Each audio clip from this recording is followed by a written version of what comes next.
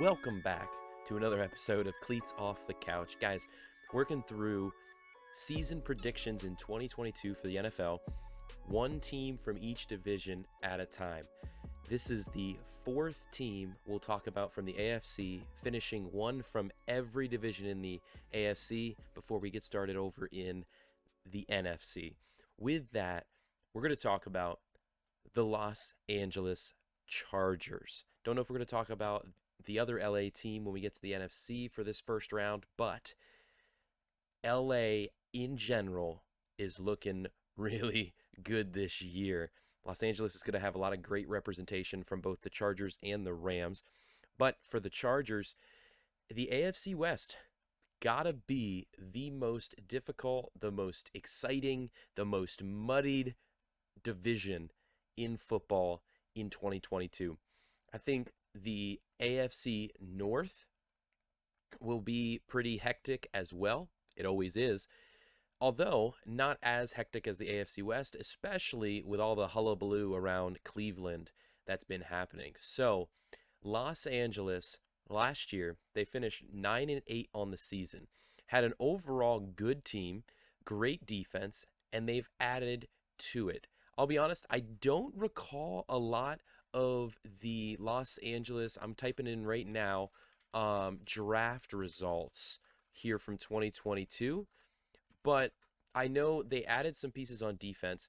They brought in J.C. Jackson. I believe, didn't they bring in another pass rusher or linebacker? They just have gotten better. They're one of the teams that I think has improved, nothing but improved this year. Offense still looks excellent. They got to figure out the injury situation, though, that constantly happens. I feel even back with Phillip Rivers, it was an issue with keeping receivers healthy. I don't know why. I don't know why that's a thing. I don't know if I'm just misremembering things, but I want to see here who they got back in the draft. They shored up offensive line in the first round, which is big as they're looking to let Justin Herbert do his thing and have another excellent season. He's one of those guys that has a great year. Even his rookie year, I felt like great season. People just don't talk about it. I don't know why, but he's a good quarterback, and he's enjoyable to watch. I feel like Phillip Rivers, that happened with Phillip Rivers too, right? He was always fun to watch play, and while he was in Los Angeles, but well, we're not going to get in that conversation, right? While he was in San Diego, but they shored up some they got a safety in round 3, and then they shored up some other stuff. Yeah, so they were more bench stashes and fill-ins as necessary, especially since they had, like, what is it, 6 picks in rounds 6 and 7. So I don't know what the grading would be from their draft, because again, I didn't pay close enough attention to the Chargers, because again, I think it's the same thing, is nobody really talks about them. Nobody really talks about them. Now, I will say I'm from the East Coast, so I don't hear a lot about West Coast teams in general. So I'm gonna chalk it up to that. But LA guys, I went through this. I've said before, I was doing this live on TikTok at Delkery. Would love to have you in with us Tuesday nights, just after 9 p.m. Eastern time. But we talk football and different predictions like this. That's where this originally came up. These foundation episodes as we get things started here with Cleats Off the Couch, because conversation always went to football. So we started talking about what we thought the new season would look like, how we thought teams would do, and with that, my previous prediction put them potentially third or fourth in the division. Now, I will say this. I'll put this out there as well. It also, because I've been doing a one-win swing up and down, it also put them in a potential to be tied for first. So I have everybody in this division in muddy water. Everybody is going to be really close to one another from those conversations. As we go back through, again here, it could change. It could shift a little. I am not the perfection of truth, especially since this is all prediction stuff. So things could change even in a day, let alone a month, let alone in the fall. Starting off, though, they're going to play a division game against the Raiders. I feel like I've been seeing this a lot, is interdivision play within the first 4 weeks. Like two teams within your division in the first 3 or 4 weeks. That seems crazy to me, but it is what it is. I know there's a whole what do you call it, equation or whatever it is that they use to be able to figure out who plays who. And the Chargers finished 9-8 last season, third in the AFC West. There's been changes all across the board. The Chiefs, just talking generally about the AFC West, I think the Chiefs will take a step back, the Raiders will take a step forward, the Chargers will take a step forward, the Broncos will take a step forward. That's in its simplest terms, but they're all going to be muddy. The Chiefs were 12-5, the Raiders were 10-7, the Chargers were 9-8, the Broncos were 7-10. So by me saying the Chiefs are going to take a step back, they won 12 games last year. So does that mean they're going to win 11 or 10? Who knows? The Broncos are going to take a step forward from 7 wins last year. Does that mean they're going to win 8, 9, or does that mean they're going to win 12? I don't know. The Chargers, though, at 9-8, they open up against the Raiders.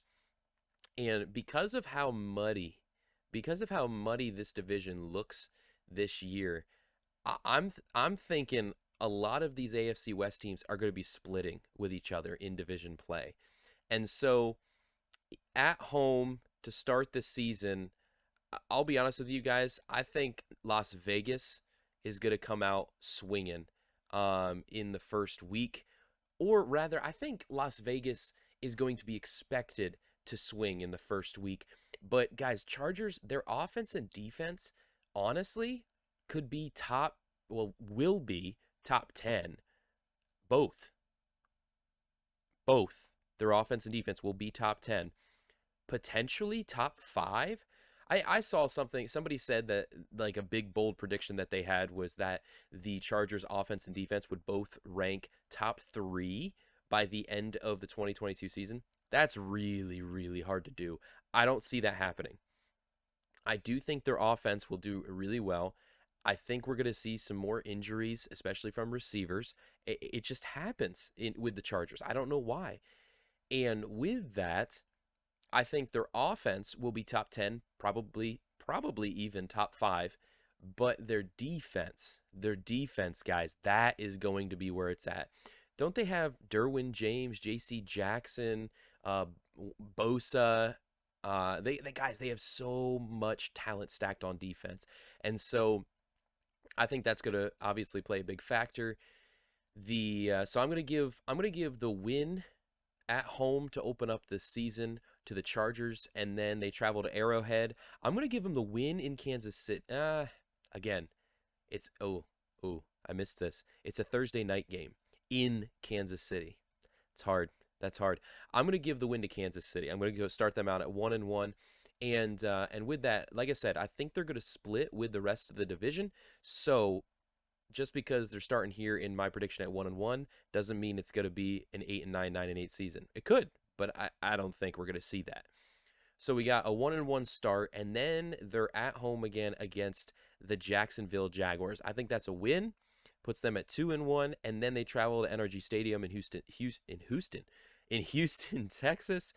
Houston only going to improve maybe 1 or 2 games this year. Not going to be a hard 2-game win stretch. The Chargers take the win there, make it 3-1 to start the season, and then they travel to Cleveland. Cleveland dropping down my win total board based upon all of the stuff that's happening there, no doubt causing different things. You can only imagine how everything that's been happening in Cleveland affects how a roster, those on a roster, and their interaction as a team. They can say different things and try to stay focused and keep focused, but it hangs an Eeyore cloud over their head. It has to. I don't think Cleveland will get that win even at home. The Chargers again looking really good. I do think the Cleveland Browns have a good defense. I mean, and they have a lot of great offensive pieces, but they're going to be playing with Jacoby Brissett or possibly even Josh Dobbs. Yeah, so The Chargers get a win there, 3 straight, making it 4-1, and then they're going to play Denver here at home after a 3-win streak, making them 4-1. I think they're going to they went 5-4 at home last year and 4-4 on the road. So at home here, I'm going to give a loss to no, I'm going to give the win to the Chargers, and then when they play Denver in Mile High, I'm going to give the win there. I think based upon Seattle and Russell Wilson's time there, he's been bred to win home football games. He's been bred to feed off that energy because that's how they do it in Seattle. That's just what they do with the 12th man, right? So win over Denver at home, making that a 4-game win streak, making them 5-1 overall, and then they play Seattle at home, and I think they go into the bye week with another win there, going 6-1 on the front side of the bye. So week 8 bye, and then it's a long stretch from the first week in November all the way through the second week of January. At 6-1 starting, they're going to come out of the bye, and then they're going to travel to Mercedes-Benz Stadium and play the Atlanta Falcons. You know, I think the Chargers will get the win in Atlanta, but I wouldn't be surprised if that's one of those games out of the bye week, other side of the country, their West Coast team playing over to the East Coast. I really could see a surprise win by a lesser team like the Falcons. I could, but I'm not going to give them that victory yet. I'm going to give it to the Chargers here, 7-1 coming out of the bye week. Then they travel to Levi Stadium in Santa Clara, and the 49ers, again, if injuries hold up this year, San Fran has a Super Bowl caliber team. I think the Chargers without injury could work themselves to be a Super Bowl caliber team. I think I keep undershooting the Chargers, if I'm honest. Really do. I really do. But I do think the Niners are a team that are underappreciated. Now, obviously, all of the stuff happening with, are they trading Garoppolo? Is Garoppolo going to end up in Seattle to potentially smack at San Fran twice in the season? And then they're relied upon the young guy there in his second year, Trey Lance. If that's the case, I really don't see the Super Bowl run with Trey Lance as I do with Jimmy Garoppolo. Not that I think Garoppolo is the greatest quarterback. I don't know. I just think Trey Lance is a little yet inexperienced, and we haven't seen his true colors. Why have they held him off so long if they've been so contentious with Jimmy G? I don't know. But I'm going to give the win to San Fran, guys. We're going off the idea they're able to stay healthy into the second week of November, finally break that 3-year injury bug, and give that win to San Fran, making only 2 losses so far. And that puts us at what? 7-2? 8, 9, 10. Yep, 7-2, 9 games so far. Then they're going to play Kansas City at home. I'm going to give the win to Kansas City. Going to be hungry coming out of a loss in San Fran to redeem themselves, putting themselves at 8-2. And then they're going to travel to the Cardinals. This is a game that, again, the Cardinals, the past 3 seasons, has it been? The Cardinals always start off hot in the first half of the year. Always. And then the second half, they crash and burn. Last year, I think they made it into first round of playoffs, right? They're a fringe team for me in the NFC just because of the second half of the year play. Well, November 27th is the second half of the year, and they're playing against a team like the Chargers. It is going to be in Glendale. It is going to be an away game for the Chargers, but it's the second half of the season. So based on these past couple seasons, I'm going to go Chargers with the win. Man, I didn't have the Chargers with this many wins in the first time I talked about it, to be honest with you guys. But I'm going to go, I don't know, guys. I'm hesitating over just saying a win and moving on from Arizona. We're going to skip that one. I'm going to come back to that one. I know that I haven't done that yet, but we're going to do that right now. 8-2, and then we're skipping Arizona at Las Vegas. I gave Las Vegas the win earlier. I think Chargers get the win here, making it 9-2. And then Miami Dolphins in SoFi. Miami is a huge potential team this year. The Dolphins are a team I really feel will underperform. their potential consistently. They're not a team like the Jets that I think will give us fun surprise moments. I think the Dolphins are a team that should give us those exciting moments, but will fail to. But I don't I never like choosing for any team just to auto win over the lesser teams on their schedule, if you will. So it's hard for me to just constantly be like, oh yeah, that's it, because the NFL, they're NFL teams. I don't care if you're the top team or the bottom team. You're still able to see teams like last year or 2 years ago, the Detroit Lions, still be able to surprise different teams, to give people runs for their money at the end of games, to force overtimes. You never know. You really don't. So I'm still gonna give the win to the Chargers here. I'm getting hesitant because I'm already at 10 wins for the Chargers. I don't know about that. Then they're going to be at home against Tennessee. Tennessee is going to be a team that's going to I said last episode when I talked about the Titans is going to take a step back, but they can play at par with teams like the Chargers. I honestly right now forget what I said in the last episode, so I might contradict myself here, but I'm going to give the win to Tennessee. I'm going to give the win to Tennessee. I don't see the Chargers being a team that I see them being a double-digit win team this year, but I don't see them being a team that strings together, 8 wins. So there's going to be these ones that pop in. They're going to beat teams like Miami, Atlanta, potentially Arizona second half of the season, but then they'll lose to a team like Tennessee. And in fact, then they play at Indianapolis. They lose in Lucas Oil. I'm on the Matt Ryan train, guys. I want to see Indianapolis. Can I be honest with you? Indianapolis is probably my sleeper pick. If I had to choose from the teams that I think are going to be playoff bound in 2022 and not choose an obvious contender, we're not choosing the Tampa Bay Buccaneers, we're not choosing the Bengals or the Rams, we're not choosing the obvious ones. So probably more so a lucky third or fourth division winner or a wild card team. I think the Indianapolis Colts are my sleeper pick for the Super Bowl as of right now. I really do. That defense, Matt Ryan still has a little bit left in the gas tank.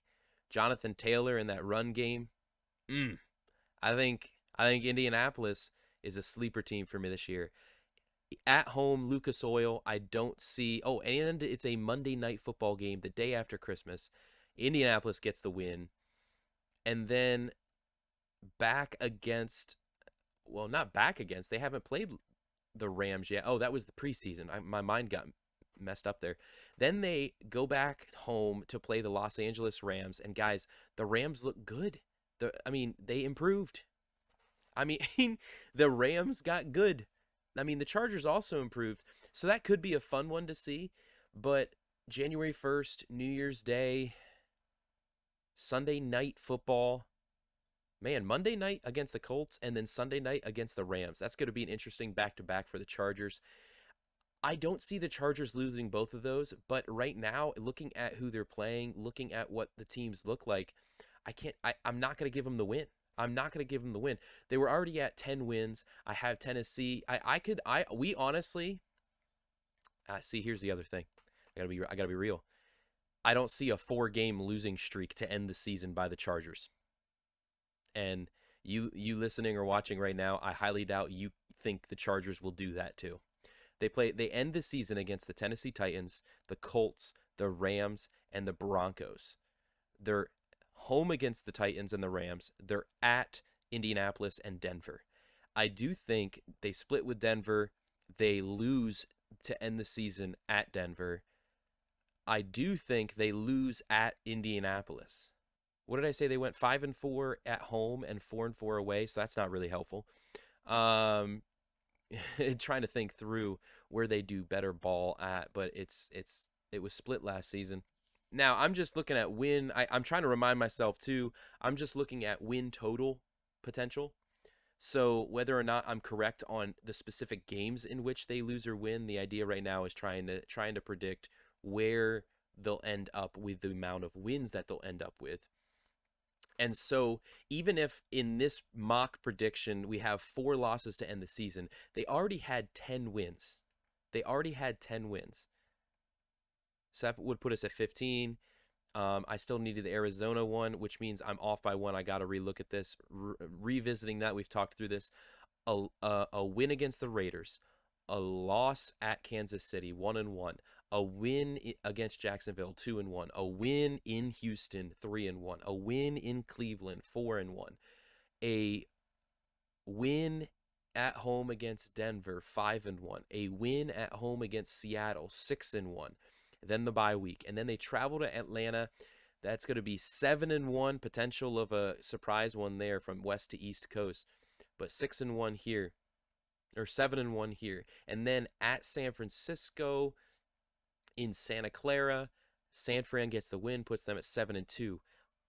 Home against Kansas City, a win for the Chargers, putting them at 8-2. Then they travel to Arizona. I'm going to give the Chargers the win against Arizona, putting them at 9-2. At Las Vegas, I'm going to give the loss. Las Vegas is going to get a win there, putting it at 9-3, and then a win against Miami at 10-3, and then 4 straight losses, putting us at 10-7. Now, again, I don't think we're going to be dealing with a 4-game loss streak at the end of the season for the Chargers, but to say that the Chargers end up 10-7 is still decent. It's only a 1-game improvement over last year from 9-8, moving to 10-7. But I'm doing a 1-win swing. Now, I will say, with the TikTok Live predictions, I went for an 8-10 win. Looking at things now, I do think that moves up in what I'm saying. I think the Chargers go 9-11 wins. It's definite improvement, potential for some top all-around gameplay next year, and opportunity to really shake things up in the playoffs. AFC West is no doubt going to have 3 teams in the playoffs next year at minimum, which is insane to think about for one division in the league. What do you guys think, though? 9-11 wins for the Chargers. That's what I got. That's what I'm going with.